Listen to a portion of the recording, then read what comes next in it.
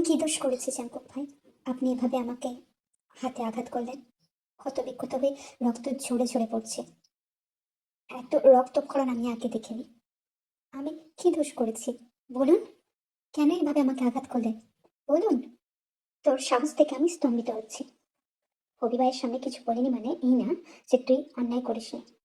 তুই কেন হবি ভাইয়ের থেকে খাবার নিতে গেছিস আবার ওর হাত ধরে? এটাই তোর অপরাধ। তুই আমি ছাড়া অন্য কাউকে স্পর্শ করবি না। আর যদি স্পর্শ করিস তাহলে এর থেকেও ভয়ানক শাস্তি হতে পারে। তোকে আমি বারবার মানা করেছি, অন্য কোনো পুরুষের সাথে তুই গা ঘেঁষাবি না, অন্য কারোর সাথে কথাবার্তা বলবি না। আমার কথা না শুনলে কিন্তু এর থেকেও চরম ভয়ানক শাস্তি তোর জন্য অপেক্ষা করছে।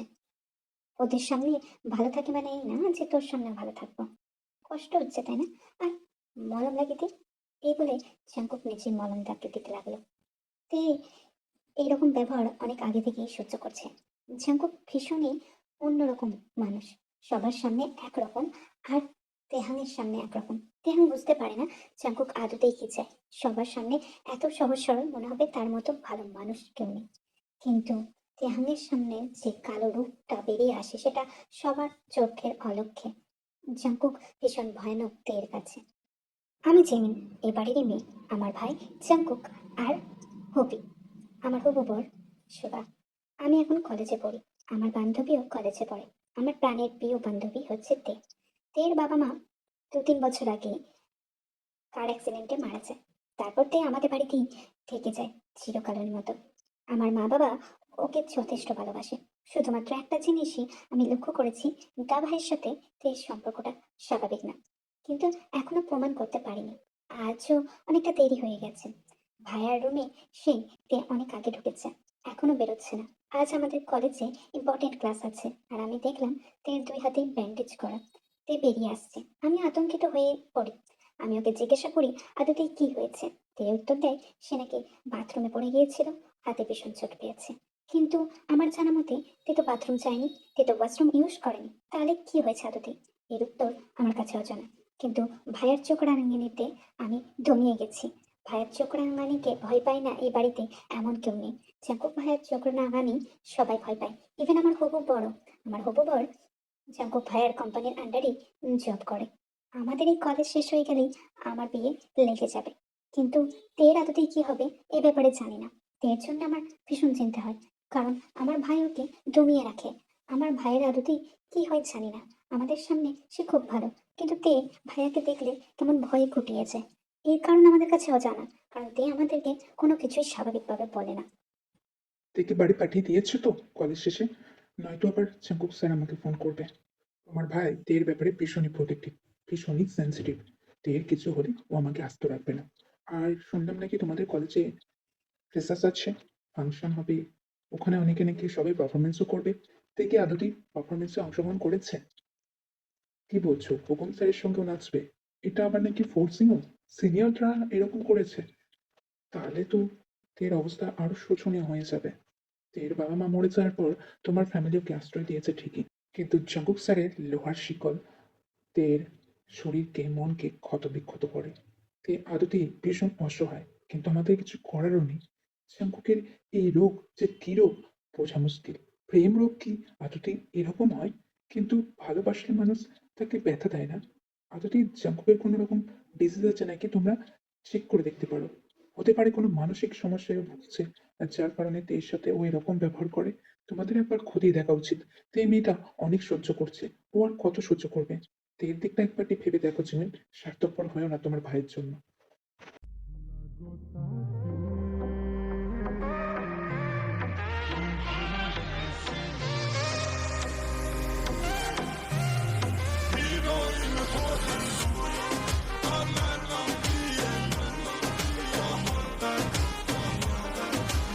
খুব ইচ্ছে না পেট বার করে অন্য পুরুষদের সাথে নাচানাচি করতে, ঢলাঢলি করতে এবং তাদের স্পর্শ নিজের গায়ে নিতে, তাই না? তোকে এতবার বারণ করেছিলাম যে পারফরমেন্সে নাচবে না। জিমিনের কথা শুনে নাচতে নাচতে ড্যাং ড্যাং করে চলে গেলে।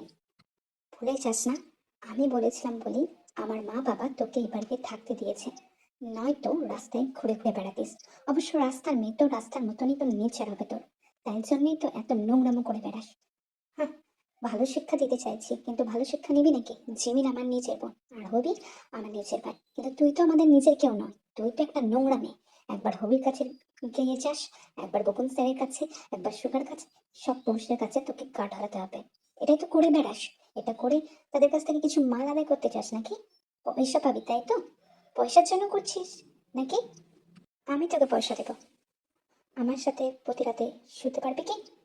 তাহলে আমি তোকে পয়সা দেবো। হ্যাঁ, আমি তোকে কাঁদাবো রাত্রে থেকে, কিন্তু তার পরিবর্তে তুই অনেক টাকা পাবি। রাতে কাঁদলেও সকালে টাকাই টাকা। আর সেই টাকায় নিজের লাইফ ভালো করে লিড করতে পারবি। টাকা চাস তাই না? টাকাই দেবো এবার থেকে। তোকে আর বাইরে যেতে হবে না নাঙ্গল খুঁজতে। আমি তো আছি। আমাকে খুশি কর প্রতি রাতে। টাকার তোকে একদম ভাসিয়ে দেব। টাকাতে তুই একদম ভেসে যাবি। এই বলে জাঙ্কুক তার জ্বলন্ত সিগারেটের চাকা তেহাঙের পেটে জোরে চেপে ধরে। তের মুখ দিয়ে কান্নাও বেরোচ্ছিল না। এত বড় অপমান সে মেনে নিতে পারছিল না। জাঙ্কুক প্রতিনিয়ত তাকে অপমান করে। সবার সামনে ভালো সেজে থাকলেও জাঙ্কুকের এই কুৎসিত রূপ শুধুমাত্র তেই দেখেছে। জিমিন অনেকবার জিজ্ঞাসা করেছিল তেকে আদতেই কি হয়, কিন্তু জাঙ্কুক ব্ল্যাকমেল করে রেখেছে তেকে। যদি তে কিছু বলে, জাঙ্কুক তাকে এই বাড়ি থেকে বের করে দেবে। এই ভয়ে ভয়ে তে কাউকে কিচ্ছু বলতে পারে না। জাঙ্কুকের এরকম ব্যবহার তে ভীষণ কষ্ট পায়। একবার এমন ভালোবাসে মনে হয় তার মতো পুরুষ এই পৃথিবীতে নেই, আর একবার এমন যন্ত্রণা দেয় মনে হয় জানোয়াররাও এর থেকে কম। আদতেই তে বুঝতে পারে না তের সাথে কি হচ্ছে। তে এরকম জীবন চায় না। তে স্বাভাবিক জীবন ফিরতে চায়, যেখানে তার ভালোবাসার মানুষ হবে, সে তাকে ভালোবাসবে। একদিক দিয়ে জাঙ্কুকের ভালোবাসা অনেক সময় তাকে রাজরানি করে রাখে, কিন্তু জাঙ্কুকের যন্ত্রণা তাকে শেষ করে দেয় ভিতর থেকে। আদতেই তে বুঝতে পারছে না তে কি করবে। আর এদিকে জাঙ্কুকের হিংস্র চোখ তের দিকে টিকেছিল। মাথা থেকে পা অব্দি পর্যবেক্ষণ করছিল। জাঙ্কুকের চোখ আটকে যায় তের ঠোঁটে, আর তে ততই ভয় পিছতে থাকে।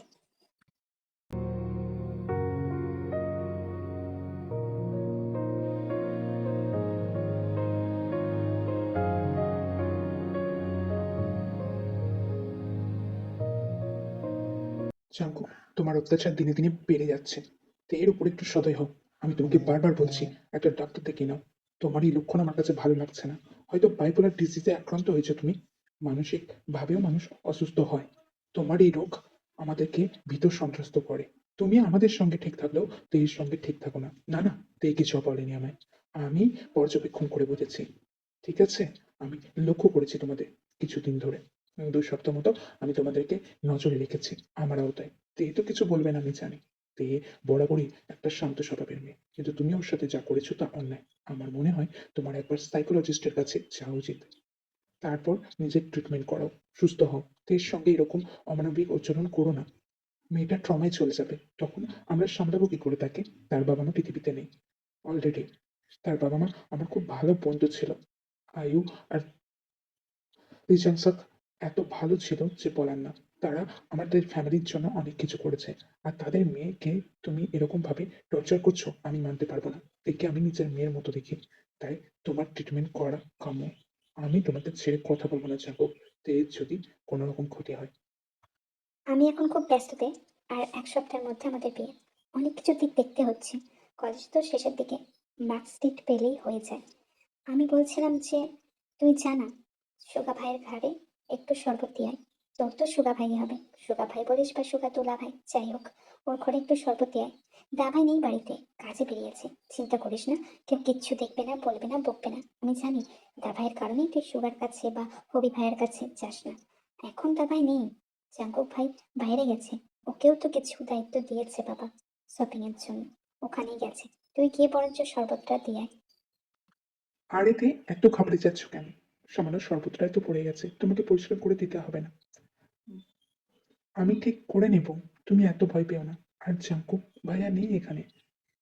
সুগা দেখছিল কিভাবে তে ভয়ে ভয়ে সুগার পা থেকে পড়ে যাওয়া শরবতটা মুছে দিচ্ছিল, যেটা প্যান্টের কাছে ছিল, খানিকটা জিভের কাছে। আর সুগা দেখতে পেল জাঙ্কুক অলরেডি দরজার বাইরে এই সবটা দেখছে। যুগ সুগার ভীষণ মায়া হলো। সুগা ভাবলো আদতেই এবার মেয়েটার কি হবে। জাঙ্কুকের নজরে ভীষণ হিংস্রতা প্রকাশ পাচ্ছিল। তার চোখের মনি লাল বর্ণ ধারণ করেছিল। কিন্তু এখানে সুগার কিছু করার ছিল না। তার প্যান্টের জিপের কাছে পড়ে যাওয়া শরবতটুকু খুব সাবধানতার সাথে তে মুছে দিচ্ছিল। কিন্তু অন্য অ্যাঙ্গেল থেকে দেখলে জিনিসটা অন্যরকম দেখায়। সুহা এটা ভেবেই ভীষণ ভয় পাচ্ছিল, কিন্তু তার ভয় পাওয়ার আগে জাঙ্কুক তেকে টানতে টানতে হিজড়াতে হিজড়াতে ওই ঘর থেকে নিয়ে যায়। Dirty boy, you know everyone is talking on the scene. I hear them whispering about the places that you've been and how you don't know how to keep your business clean.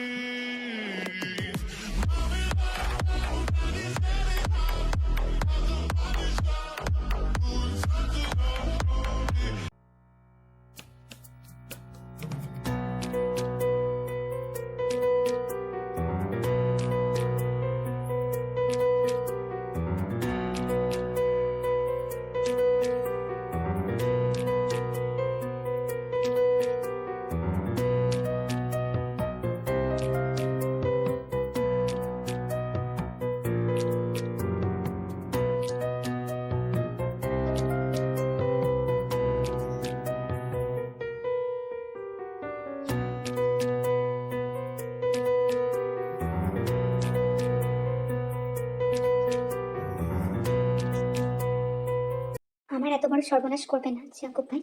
আমি experienced নই। আমার উপর এরকম অমানবিক অত্যাচার করার কারণ কি? আমাকে ছেড়ে দিন। আমার আমার ইজ্জত নিয়ে খেলবেন না। আমি আমি অনেক স্বপ্ন দেখেছি। আমি এখনো পড়াশোনা করছি। আমার ইচ্ছা আছে উচ্চ শিক্ষা নেওয়ার। আপনি এসব কেন করছেন? কেন করছেন জাঙ্কুক ভাই? ছেড়ে দিন ভাই, ছেড়ে দিন, দয়া করে ছেড়ে দিন। তোর মনে হয় আমি এত সহজে তোকে যেতে দেবো? তুই সুগার জিপ খুলতে চেয়েছিলি না? আমার জিপ খুলছি আমি। আমার টিউবের পানি দিয়ে তোর ভেতর ভরিয়ে দিই, তারপর নয় চলে যাব। আমার টিউবের পানি নেওয়ার ক্ষমতা আছে তো তোর? আমি জানি না, তবে আমার টিউবের পানি তোর মধ্যে ঢেলে তবেই আমি শান্তি পাবো। আজ তো কোনো ছাড়াছাড়ি সে নেই তে। আজ তোকে আমি উপভোগ করব। আমাকে মজা নিতে দেখতে। আমি তোকে আশ্রয় দিয়েছি।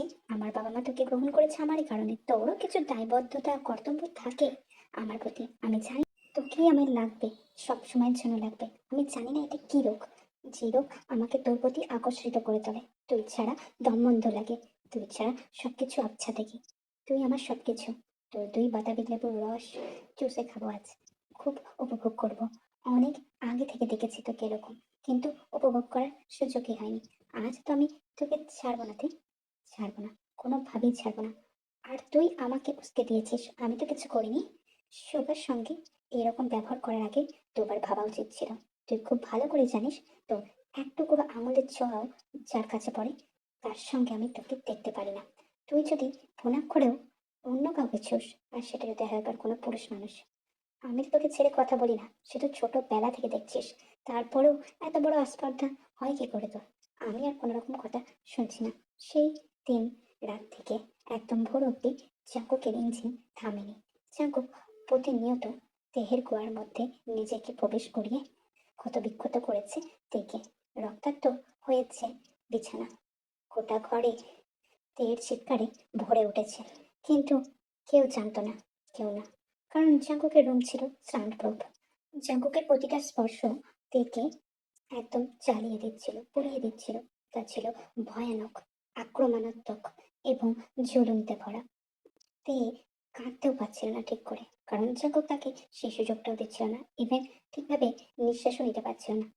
তার দুই অধর চেপে তেকে মুখ বুঝিয়ে রেখেছিল। আর একদিকে তার ইঞ্জিন সারা রাত তের মধ্যে ঢুকে তাকে নির্যাতন করেছিল। তেকে একবারের জন্য ছাড়েনি জাঙ্কুক। ছি জাঙ্কুক ছি, তেকে পেতে গিয়ে তুমি উন্মাদ হয়েছো, পশু হয়ে গিয়েছো। আজ সকাল থেকে এখনো পর্যন্ত রাত হয়ে গেল, তের সেন্স ফেরেনি। ডাক্তার মেডিসিন দিয়ে গেছে, তার সাথে আমাদেরও ভীষণভাবে অপমান করে গিয়েছে। তুমি যদি তেকে ভালোবাসো সেটা আগেই বলতে পারতে, কিন্তু তোমার এরকম নির্যাতন দেখে আমার কোনো ইচ্ছে নেই তোমার সঙ্গে তের বিবাহ দেওয়া। তুমি ওর প্রতি একদমই সফট না। তুমি এইরকম করেছো বলে আজকে তেকে মৃত্যুর যন্ত্রণার সাথে লড়তে হচ্ছে। এতটা উগ্র আচরণ কেউ করে? সহবাস তো অনেকে করে, কিন্তু তোমার মতো কেউ উগ্র হয়ে যায়নি। তোমার তো একটু নিজেকে সংযত করার দরকার ছিল। তে এখনো তোমার মতো না। তোমার বয়স 13, আর সেখানে তের বয়স অনলি 21। সে প্রাপ্তবয়স্ক হলেও তার মধ্যে নমনীয়তা আছে। একটা মেয়ের শরীরকে কতটা আগলে সোহাগে ভরাতে হয় তোমার কোনো ধারণা নেই সে ব্যাপারে। তুমি যে কাজটা করেছো সেটা জঘন্য এবং তার অপরাধ তোমাকে ভোগাবে। তুমি একদিন নিজে থেকে বুঝতে পারবে যে তেয়ের সাথে তুমি যেটা করেছো সেটা অন্যায় ছিল। আর নামজন তোমাকে ঠিক বলেছে, পারলে একবার ডাক্তার দেখে আসো। তেকে এখানে রাখো, তের সাথে থাকার তোমার দরকার নেই। তে যতদিন না সুস্থ হচ্ছে আর তে যতদিন না চাইছে তুমি তার সামনে যাও, ততদিন আমরা তোমাকে ওর সাথে অ্যালাউ করবো না। ওর রুমেও তুমি যাবে না। আর সেই ব্যাপারে কড়া নজর আমরা রাখবো। পারলে আমরা লোক রাখবো, তবু তোমাকে ওর ঘরে ঢুকতে দিব না, জাঙ্কুক।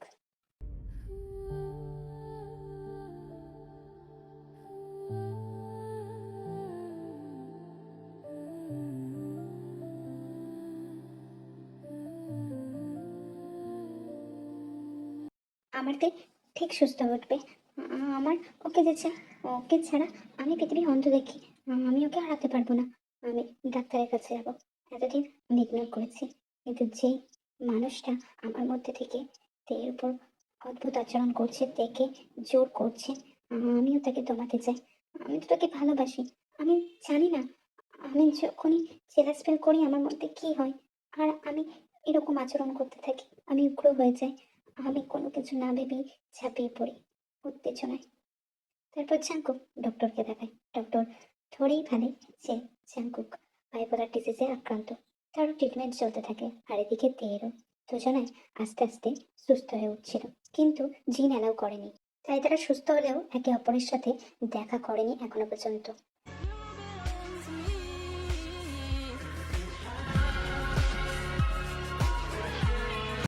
দেখতে দেখতে 6টা মাস কেটে গেছে। আমি নিজেকে যতটা পেরেছি এর থেকে দূরে রেখেছি। আমার এই ডিজিজেরও মেডিসিন ট্রিটমেন্ট হয়ে আমি এখন ঠিক আছি। আমি আর সহজে রেগে যাই না। তাই তো কবি ভাইয়ের সাথে কথা বলে হাত ধরে। আমি বুঝতে পারি কোনটা ঠিক কোনটা ভুল, যখন সেটা ওই জাঙ্কুক বুঝতে পারতো না। কিন্তু আজকে থেকে অবস্থায় দেখে আমি নিজেকে সংযম করতে পারছি না। আমি ব্যর্থ হচ্ছি। আমার কিছু করার ছিল না, তাই লুকিয়ে তেয়ের রুমে ঢুকতে হয়েছিল।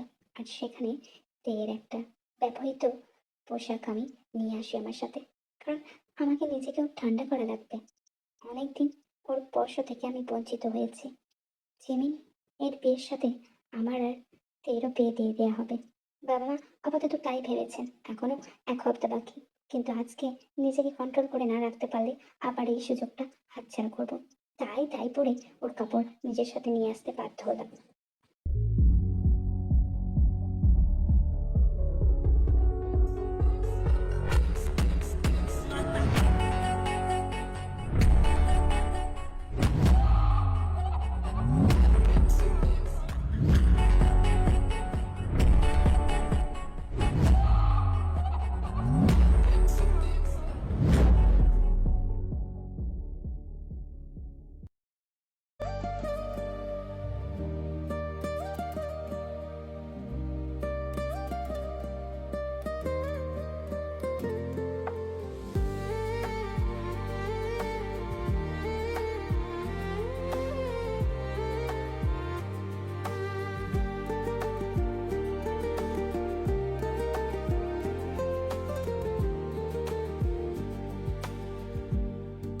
আপনাকে আমি ক্ষমা করে দিয়েছি।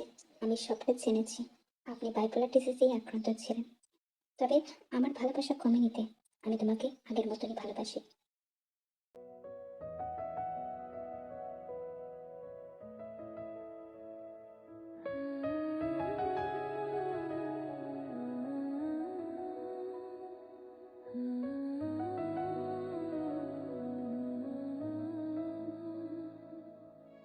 শুধুমাত্র তোমার ভাইয়ের জন্য বিয়েটা হতে এত দেরি হলো। আর যে দর্শন চ্যালেঞ্জ তোমাকে নিজের করে পেতে হবে আমায়। চলো তাড়াতাড়ি বাড়ি চলো। তুমিও না শোভা, সবার সামনে এরকম কথাবার্তা বলো না। আমি তো তোমার বাড়িতেই যাবো চিরদিনের মতো। নাতে আজ আর কিচ্ছু করবো না। তুমি পুরোপুরি সুস্থ হয়ে ওঠো, তারপর যখন তোমার সম্মতি থাকবে। আজ তুমি আমার আমার কাছে এসে ঘুমাও, আমার বাহুর মাঝে ঘুমাও। আমি তোমাকে একটু বুকে জড়িয়ে ধরে শান্তি অনুভব করি। অনেকদিন তোমার স্পর্শ পাইনি, ব্যাস এইটুকুই। আজকে আর কোনো রকম তোমাকে তাড়া দিব না, কিচ্ছু বলবো না, বকবো না। সেই জাঙ্কুক ভাইয়া আজ নেই তোমার, তার মধ্যে অনেক পরিবর্তন এসেছে। মায়ের কথা শুনে বাবার কথা শুনে আগে যদি চিকিৎসাটা করিয়ে নিতাম, তাহলে তোমাকে এত কষ্ট পেতে হতো না। তা হয়তো ঠিক জাঙ্কুক, কিন্তু তোমার প্রেম রোগ তো এখনো কাটেনি। তা তো কাটবে না, তাই তোমার প্রতি এই প্রেম রোগ আজ জীবনকালের জন্যই থাকবে, আর তোমাকে তা সহ্য করতে হবে। কিন্তু হ্যাঁ, এখন তোমার জাঙ্কুক অনেক সংযম করতে জানে নিজেকে, তাই আমাকে টিজ করো না। চুপচাপ চুপচাপ আমার কাছে এসে শুয়ে পড়ো। এই আদর আমি আরেকদিন ঠিক নিয়ে নেব, আর এরকম আদর তো সারা জীবন চলতে থাকবে। আপাতত তোমার রেস্টের প্রয়োজন।